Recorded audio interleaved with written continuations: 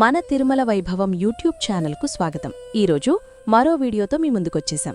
ఎన్నో ఆసక్తికర అంశాలతో మీ ముందుకొస్తున్న మన తిరుమల వైభవం ఛానల్ తప్పక సబ్స్క్రైబ్ చేయండి. ఇక వీడియోలోకి వెళ్ళిపోదాం. అందరికీ నమస్కారం.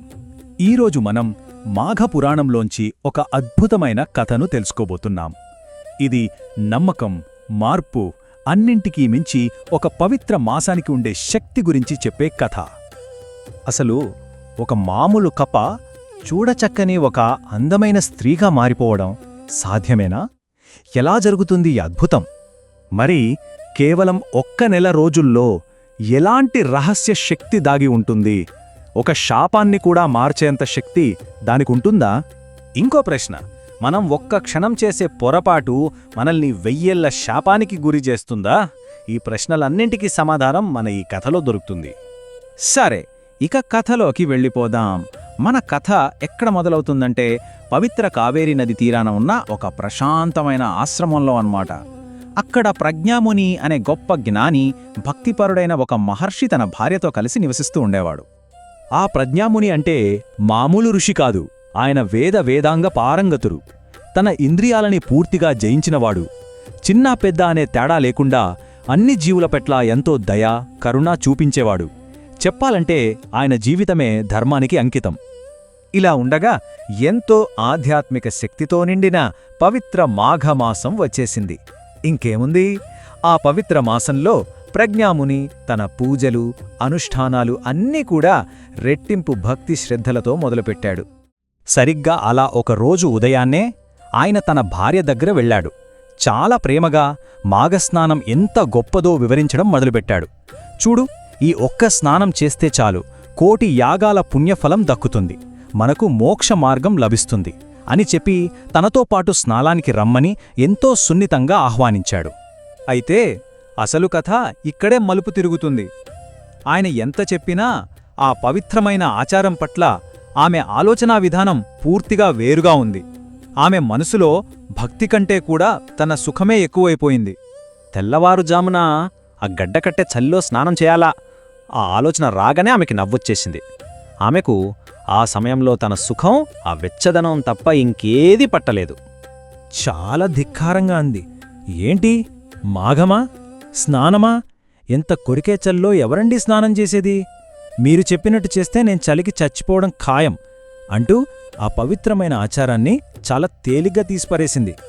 ఆమె అన్న మాటలు సాక్షాత్తూ ధర్మాన్నే అవమానించినట్టు అయ్యింది. ఎప్పుడూ శాంతంగా ఉండే ప్రజ్ఞాముని కూడా ఈసారి తట్టుకోలేకపోయాడు. ఆమె చేసిన ఆ ఎగతాళి ఆయనలో ఉన్న ధర్మాగ్రహాన్ని నిద్రలేపింది. ఎందుకంటే ధర్మశాస్త్రాల ప్రకారం పవిత్రమైన ఆచారాలను అగౌరవపరిస్తే దానికి తగిన శిక్ష ఉండాల్సిందే. అందుకే ఆ ఒక్క క్షణం ప్రజ్ఞాముని సహనం కోల్పోయాడు. ఆయనలో కోపం కట్టలు తెంచుకుంది. ఒక గంభీరమైన స్వరంతో ఇలా శపించాడు. పవిత్రమైన నీళ్లంటే నీకు అంత చులకన కదా? అయితే ఇక నీ బతుకు నీళ్లు లేకుండానే సాగుతుంది. కృష్ణావేణి నది ఒడ్డున ఒక ఎండిపోయిన చెట్టు తుర్రలో కప్పలా పడి ఉండు. చూశారా ఆమె చేసిన తప్పుకు ఎలాంటి శిక్ష పడిందో? శాపం తగలగానే ఆమెకు జ్ఞానోదయమైంది. అయ్యో, ఎంత పెద్ద తప్పు చేశానని తెలుసుకుంది. పశ్చాత్తాపంతో కుమిలిపోతూ కాళ్లమీద పడి క్షమించమని వేడుకుంది. ఆమె కన్నీళ్లు చూసి ప్రజ్ఞాముని మనసు కరిగింది. అందుకే శాప విమోచనానికి ఒకే ఒక్క దారి చూపించాడు. భవిష్యత్తులో ఎప్పుడైనా సరే గౌతమ మహర్షి మాఘపురాణం గొప్పతనాన్ని వివరిస్తాడు. ఆ పవిత్ర కథ నీ చెవిన పడిన రోజే నీకు శాప విమోచనం కలుగుతుంది అని చెప్పాడు. చెప్పినట్టుగానే ఆ క్షణమే ఆమె ఒక కప్పగా మారిపోయింది. తను అంతగా వద్దనుకున్న నీటికి ఎంతో దూరంగా ఒక ఎండిన చెట్టు తొరలో తన ఒంటరి జీవితాన్ని మొదలుపెట్టింది. ఒకటి కాదు, 2 కాదు, కొన్ని వేల సంవత్సరాలు బాధతో గడిపింది. ఆ ఒక్క ఆశాకిరణం కోసం ఎదురుచూస్తూనే ఉంది. ఇలా యుగాలు గడిచిపోయాయి. చివరికి ఆ రోజు రానే వచ్చింది. గొప్ప గౌతమ మహర్షి కృష్ణవేణి నది ఒడ్డుకు వచ్చారు. అక్కడ ఆయన ఆమె ఏ పవిత్ర వ్రతాన్నైతే వద్దనుకుందో అదే మాఘవ్రతాన్ని ఆచరించడం మొదలుపెట్టారు. సరిగ్గా అప్పుడే ఒక దివ్యమైన శబ్దం ఆ కప్ప చెవుల్లో పడింది. అదే మాఘపురాణ గానం. ఆ పవిత్ర కథలోంచి వస్తున్న ప్రతి పదం కూడా దైవిక శక్తితో నిండి ఉంది. ఆ దివ్యమైన శబ్ద తరంగాలు ఆమెను తాకగానే అప్పటిదాకా ఆమెను బంధించిన ఆ శాప సంఖ్యళ్ళు నెమ్మదిగా సడలడం మొదలయ్యాయి. ఆ పవిత్రమైన కథ పూర్తిగా ఆమె చెవిన పడి ఆమె ఆత్మను తాకిందో లేదో ఒక మహా అద్భుతం జరిగిపోయింది. ఆ కప్ప రూపం మాయమైపోయి ఆమె తిరిగి తన అందమైన మానవ రూపంలోకొచ్చేసింది. శాపం పూర్తిగా తొలగిపోయింది. ఎంత ఆశ్చర్యమో కదా!